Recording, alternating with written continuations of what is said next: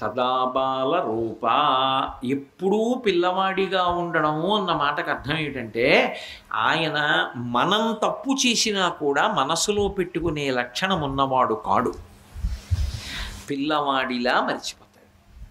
పిల్లలు చూడండి, ఒరే నాట్యం చెయ్యి అంటే నాట్యం చేస్తారు. వాళ్ళకి సంతోషం వచ్చిందనుకోండి గంతులేస్తారు. మీరు ఒక్కటి ఆలోచించండి, నృత్యం చెయ్యడం అని చెప్పి ఒక ప్రత్యేకమైనటువంటి కళ.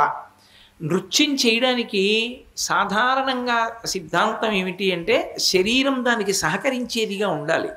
అసలు బొద్దుగా ఉన్నటువంటి పిల్లాడు ఎవరు లోకంలో? విఘ్నేశ్వరుడు ఒక్కడే. చాలా అందంగా అనిపించే పిల్లవాడి రూపము అనాలంటే విఘ్నేశ్వరుడు వినా ఇంకొకడు లేడు అసలు దేవతల్లో. ఆయన లంబోదరం. పిల్లలకి నాట్యం చేసే అలవాటు, పాటలు పాడే అలవాటు ఉంటుంది. విఘ్నేశ్వరుణ్ణి చూడండి, నాట్యం చేస్తాడు. సాధారణంగా నాట్యం ఎప్పుడు చేస్తారు? మనసు బాగా ఉల్లాసంగా సంతోషంగా ఉందనుకోండి, అప్పుడు నాట్యం చేస్తారు. ఏడుస్తూ కూర్చుని ఉన్నాడు అనుకోండి, అప్పుడు నాట్యం ఏం చేస్తాడు వాడు? ఆయన నృత్య గణపతి అని ఒక గణపతి స్వరూపం ఉంది. ఎందుకు నృత్యం చేస్తాడంటే ఒకానొకప్పుడు చంద్రుడు తప్పు చేశాడు.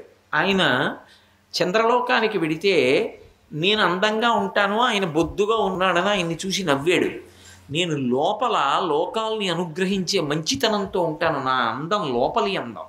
నువ్వు పైకి అందంగా ఉన్నానని అహంకారానికి పోయావు. అహంకారం చెడ్డ గుణం, నీకు లోపలి అందం లేదు. అందుకని శపించాడు, నిన్ను చూస్తే అపనిందలు వస్తాయని. ఆయన శపించింది చంద్రుణ్ణి.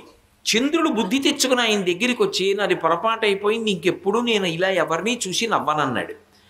అంటే విఘ్నేశ్వరుడు అనుగ్రహించాడు. సరే నిన్ను చూస్తే అపనిందలు రావు. ఒక్క భాద్రపద మాసంలో శుక్లపక్షంలో చవితి నాడు నేను వరసిద్ధి వినాయకుడిగా అవతారం స్వీకరించిన రోజున నువ్వు ఏ రోజు నవ్వావో ఆ ఒక్కరోజు చూడకుండా ఉంటే చాలు. ఒకవేళ వినాయక వ్రతం చేసుకున్నా, వ్రతాక్షతలు తల మీద వేసుకున్నా చూసినా కూడా పర్వాలేదు అని దానికి మళ్ళీ మినహాయింపునిచ్చాడు. అప్పుడు ఎవరు సంతోషించాలి? నిజానికి అమ్మయ్యా నా శాపం పోయిందండి అని చెప్పి చంద్రుడు సంతోషించాలి. సంతోషించి ఆనందం పట్టలేక ఆయన గంతులేసి నాట్యం చేయాలి. చంద్రుడు తప్పు తెలుసుకుంటే సంతోషించి గంతులేసి నాట్యం చేసిన వాడు ఎవరు? విఘ్నేశ్వరుడు. నృత్య గణపతి అని ఒక స్వరూపం. ఆయన నృత్యం చేస్తుంటాడు గణపతి. ఆయన నృత్యం చేయడం ఏమిటి అంటే అవతలవాడు తప్పు తెలుసుకుంటే ఆయన సంతోషపడిపోతాడు. అంతేగాని నువ్వు తప్పు చేసావు కాబట్టి ఒక్కనాటికి నిన్ను క్షమించనండవు. స్వామి నాది తప్పు అయిపోయింది అంటే చాలు మురిసిపోతాడు.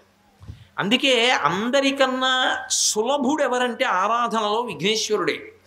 మీరు పసుపు ముద్ద తెచ్చి ఇలా పెట్టారనుకోండి, దానికి ఒక బొట్టు పెట్టారనుకోండి, అంతే, అదే విఘ్నేశ్వరుడు.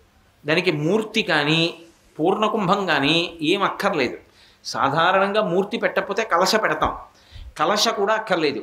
ఓ ఆకేసి ఇంత పసుపు ఇలా ముద్ద చేసి పెట్టి దానికి ఒక బొట్టు పెట్టారనుకోండి, అది విఘ్నేశ్వరుడు అంతే. సర్వం శ్రీ ఉమామహేశ్వర పరబ్రహ్మార్పణమస్తు. స్వస్తి.